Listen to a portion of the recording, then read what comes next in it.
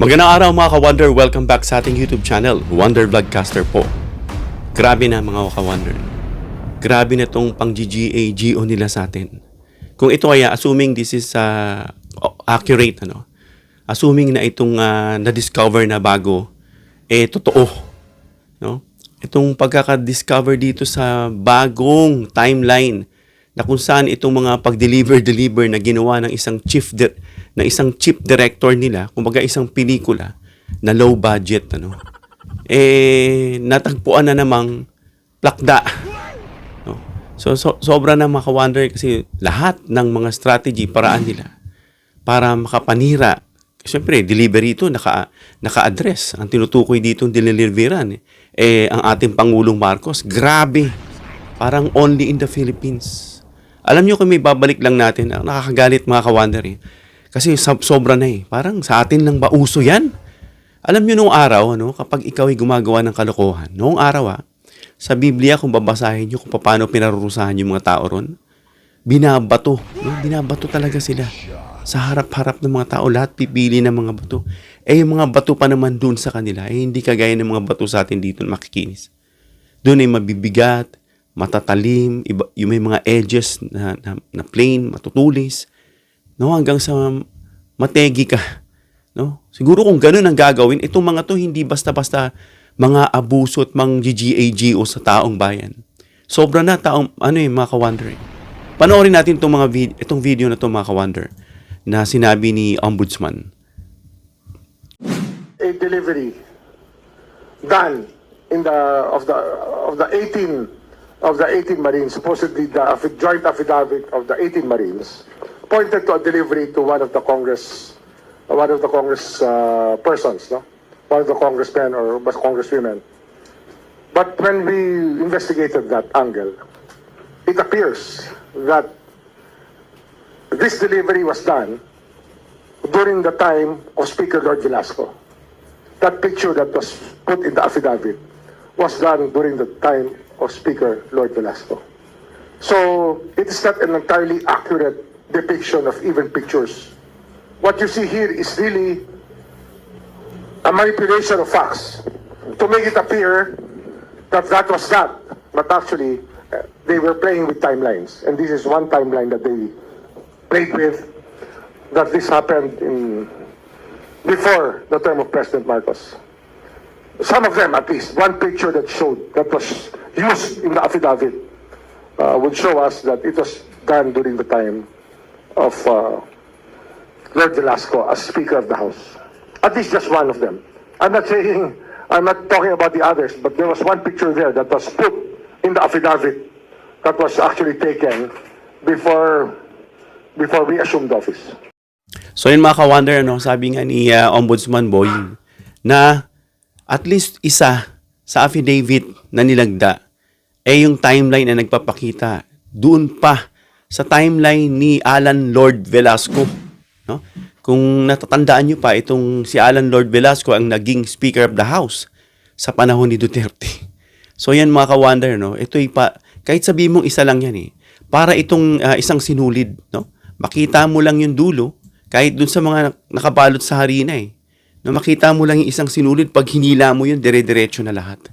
So yung mga ganda rito mga ka-Wonder, sa dami-dami na pinaikot tayo, assuming na ito'y accurate kung ito man ay totoo, na itong 800 billion na mali-maliit ang kontrobersya. Masyado tayong pinaikot at parang isang pelikula na drama-drama na may series araw-araw na may mga press con, may mga parari-rari dyan, kung saan-saan, nakita natin, pinangungunahan pa ni Mike Defensor, at yung mga bagay na talagang sinusubaybayan at ito'y mga bagay na maaring magbigay ng confusion sa utak ng tao. Lalong-lalo na dun sa mga hindi kayang timbangin ng gusto. Kaya nga, tataka tayo, despite sa mga bagay na nalalaman, marami pa rin sumusuporta. Kung sa survey lang, makikita nyo Ito po kasi yung mga taong hindi sila well-informed. Kumbaga, estudyante na nag-aaral, absent sa klase, ang ginagamit ng nilang knowledge during exams, yung stock knowledge nila, may mga bagong itinuro. Yun ang dapat, mga ka-Wonder. Kaya itong mga billion-billion na cash na ito, imagine niyo 805. No, kung 805 billion yan, that is 805,000. That is equivalent to tons, 805 tons. Ganun kabigat. So yung mga butas na yan, lalong dumadami ng dumadami. Ba't ko nasabi, dagdag na natin itong kay itong kay, pangalan to, kay Lord Velasco, na ano ba yung sinasabi natin mga butas dyan. Una, yung problema rito sa 805 billion cash, na kinwestiyon nga ni Senator Panfilo Lacson na isang eksperto dahil pulis yan, no, investigador yan, na itong 805 billion nga mga ka-wonder na cash deliveries, napakalaki nito mga ka-wonder, no? When it comes to physical aspect, kasi i-deliver mo ito eh. Yun nga, dahil gaya na sinabi natin, ng 1 milyon ay nagkakahalaga ng 1 kilo. Kahit sabi mong tigi-tigi 1,000 na, no? Kung 805 yan, again, sabi natin, humigit kumulang 805,000 kilos yan. 805 tons yan. Ibig sabihin mga ka-wonder, napakaraming sasakyan ang kailangan yan. Bakit sa napakaraming sasakyan, assuming everyday nagdi-deliver sila? Wala mo lang napansin na sabi nga ni Senator Lacson, estimating that even up to 2028, parang hindi pa tapos. So, kailangan napakaraming sasakyan, napakaraming tao, at napakaraming storage. No? Yung nakita ron, mga maletang ilang piraso lang, hindi sapat. No? Kung yung 18 na sinasabi lang gamit itong maleta, napakahirap paniwalaan mga ka-wonder. Sa logistics, lalo na yung mga matatalino dyan, yung mga nakakaalam, maalap sa logistics, alam nila yung kalakaran dyan. So, isa itong red flag. In fact, ito yung pinakamalaking red flag na nasa script nilang pumalya dahil sa kumuha silang palpak na scriptwriter. Sino kayang scriptwriter nito mga ka-wonder? To be honest, nakakainit ng ulo eh. Parang dito lang sa ating bansa eh. Alam mo, Pangulong Marcos, masyadong mabait eh. No? Masyado siyang mabait, di siya nakikialam. Nakatutok lang siya dun sa mga trabaho, mga infrastructure, mga agrikultura, pabahay, mga trend, kung ano-ano mga doon nakafocus, which is good thing, ano. Pero sana, sabi nga ng kasabihan, it is better to be a lion in a day than a lamb or a sheep all your life. Kasi aabusuhin ka lang talaga ng tao. Napansin ko po yan. No, ako noon napakabait ko. No, meron pa nga sa akin eh. Umutang ng burgers kasi meron akong mini grocery noon. Burgers, sinabayan ng drinks, fries, kumuha. Siguro mga 5 o 6 yun. Tapos nung sisingilin ko na wala raw silang kinuha. Siyempre pinalaki kami. That time, nasa church, May church dyan sa lugar namin. So sabi sa akin, wag mo nang patulan, wag mo nang pansinin. Inantay ko na lang. Sinama pa yung asawa niya. Sabi ko, walang patutunguhan. Sinabi ko na, okay na. Kasi bakit? Sayang lang yung aking emotion at effort makipagtalo. Kasi dun pa lang, sa pagsisinungaling, wasak na eh. So ganun, pag ikaw yung mabuti, kaya wag po masyadong ganun ha, dahil inaabuso tayo. Maging mabuti sa tamang logic. Hindi yung ginagago ka na tuloy ka pa rin. So yun sinasabi na mga red flag. Pangalawa dyan, mga ka-wonder sa pagiging issue na yan ng mga Marines na ito. Ayon sa Philippine Navy, mga ka-wonder, nung suriin yung record, hindi lahat sa 18 ay totoong Marines. Ayon sa Navy, hindi totoong Marines. May ilan dyan, may mga walang official roster. Ibig sabihin, wala ron sa listahan. At may mga na-discharge dahil sa disciplinary issues. So, ang papangit ng kanilang mga background. Kaya sabi nga ni Sentry, mga walang trabaho na ito ay tumanggap lang dahil milyon. No? So, kaya yung mga miyembro pala, hindi pala Marines, so nababawasan na agad yung credibility ng buong grupo. Na ang title, 18 Marines. It turned out pala na 18 Marites, sabi nga nila. Pangatlo, yung walang linaw na financial trail. No? Ito pa, sa napakasimple. No? Ito yung napakalaking butas. Kung yung 805 billion ay kickbacks mula sa flood control na binunyag ng ating Pangulo, dapat may makitang mga 3 bagay, mga ka-wonder. Una, yung suspicious bank activity. Siyempre, pupunta sa bangko yan. Pag inimbestigahan niya, malalaman agad ng teller, ng bank manager, na may record CCTV yan kung sino nag-deliver. Doon pa lang malalaman mo na Kaya butas na butas. yung malaking mga cash withdrawals kasi we are talking about 805 billion. Again, 1 billion lang mga ka-wonder, malulula ka na ito sa video na ito. Ganyan ang 1 billion. Wish ko lang may ganyan ako. No? Hindi ko lang sa sarili niyan. Of course, una, bilang matalino, i-invest ko sa negosyo yan. And then, pag kumita yan, nagkapital, tutulong mo yan sa ibang tao. Sana ganun ang isip ng mga politikong ito, no? Mala Robin Hood, no? Yung sa pelikula na nagdurugas sila pero binibigay sa may hirap. Pero then again, mali pa rin kung yan ay dinugas. Pangalawa, yung isa pa, yung paper trail sa contractors. Saan yung paper trail? Bukod dyan sa malaking withdrawal cash, no? May malalaking withdrawal yan. Of course, doon yan sa, hindi lang yan dyan pipila sa simpleng pilahan. Doon yan exclusive. Baka nasa loob pa yan nakatago. Bakit? Mga malalaki bilyones ang pinag-uusapan dito eh. No, so doon pa lang halatang halata. Hanggang ngayon, walang inilalabas na dokumento itong mga ito. Sino kaya na naman palpak na scriptwriter nito? No? Halata. So dapat matapos na to. Pangulong BBM, if you could do something about this, no? For the sake of justice, not for the sake of covering up, no? Alam naman, bistado na eh. Kung sa panahon siguro to ng Pangulong Duterte, baka lagi nakikialam. Yun ngang pina-imbestigahan ni Trillanes yung kanyang bank account dyan sa Julia Vargas BPI. Pinatanggal niya. Itong gumawa lang ng trabaho niya. Ganun. Ginagawa. So, pangapat, yung walang independent witness sa deliveries. Independent, ibig sabihin, hindi kasama sa grupo nila. So, kasi testimonya nila mismo nagsasabi na sila ang nagbuhat ng maleta. Sila ang naghatid. Sila ang nakakita ng pera. Wala mo lang ebidensya na binukas, na pinakita yung lantaran. Kahit sabi mong buksan, pwede namang pekein yun. Pero walang driver independent witness. Unlike kay Madriaga, no? Meron pang Richard. Bukod kay Pramil, na isa pang kinatatakutan umano daw. Dahil ito'y driver sa pagde-deliver ni Madriaga bilang bagman, allegedly, ni Sara Duterte. Wala man lang security footage na nakikita. Kasi pumupunta sa bangko yung mga investigador. Ang ombudsman ng NBI, iniimbestigahan yan.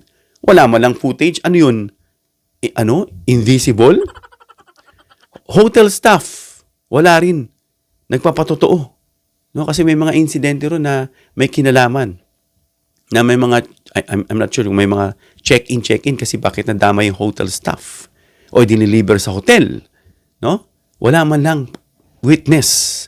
Ibang tao na nakakita sa deliveries. Siyempre, delivery, very obvious. Kahit saan mo yun makita. May napansin po ako. May nakita po ako. May nahagip man lang yung CCTV. Wala. Nitong napaka-plop. Nitong script, bokya, cheap yung budget. So, yung issue sa mga larawan na pinapakita, pang-5, no, mga ka-wonder, controversial. Yung bahagi ng affidavit nitong 18 Marines, no? Mga larawan na sinasabing ebidensya. May ulat dyan, isa naglalarawan, yung mga lumang larawan. Mahilig sila sa luma, no? Kahit yung mga ginagamit ng scandal kay PBBM at sa First Daily. Yung tipong mga, yung, hindi mo ma-identify. Yung mga lumang larawang kupas. No, yung parang makita mo talaga, mahihirapan ka. Kailangan mo pang i-enhance, no? Para makita mo. And then, pag na-enhance mo, hindi pala totoo. Grabe, mga ka-wonder. So, pang-anim, hindi tugma yung timeline. Ito nga, yung bago. No? Yung mga deliveries na nasabi, mula pa 2022 hanggang 2025. So, pero yung nga sinasabi ni Congressman, at least isa, no? Na hindi tumutugba sa panahon. At yung mga detalye ng affidavit dyan ay kulang sa eksaktong petsa. So, halatang halata. At pang-7, no? Bakit ngayon lang sila nagsalita? No? Bakit? To counter, para ma-divert yung totoong focus. Sasabihin pag-usapan natin yung flood control. Ito si Marcoleta, di ba? Sina-challenge niya si Panfilo Lacson, Senator Lacson. Ayaw na nga siya sagutin, no? Kasi nabubuisit na sa kanya. Pag-usapan para malaman ng taong bayan, no? Speaking of, mamaya meron pa tayong isang topic, pag-uusapan natin yan, mga ka-wonder. So yun, grabe, no? Bakit? Kasi ba't ngayon lang sila nagsalita? Yung press conference na ginawa nila dyan sa Club Filipino, isang lugar na historically na ginagamit sa mga political announcement, no? Dahil dyan, nagsabing posibleng may mga political timing dyan. Kasi historically yan, historic yan Diyan dinadaos yan sa Club Filipino. Noong araw, nakapunta na kami dyan ilang beses. At may mga na-encounter kami, mga politicians, mga public figures. Wala man lang na dyan nila dinadaos yung mga press conference na historically ginagamit ng mga political for their announcements. At pag walo, yung mga kasong libel ay sinampalaban sa kanila. Dapat yung bigat ng paratang, yung mga ilang official dyan na nagsampa ng kaso laban sa kanila, kagaya ni Eduardo Año, no? Na yung argumento ng mga sinampa ay walang sapat na ebidensya, puro aligasyong laman. So, ang bottom line mga ka-wonder, malaking aligasyon, mga denial mula sa opisyal at may ongoing na investigation. Itong sinasabing hindi pa napapatunayan ng mga 18 Marines. Kaya nga sinasabi, parang i-interviewin sila isa-isa, no? To find out the consistency. Hindi yung makikiramdam, sabay-sabay. Ikaw sasagot. What if kung isa-isa? So yun mga ka-wonder, yung mga tama na dapat. Yun sabi nga ni Senator Lacson, enough is enough. Na talagang tama na. Dahil sobra na mga ka-wonder.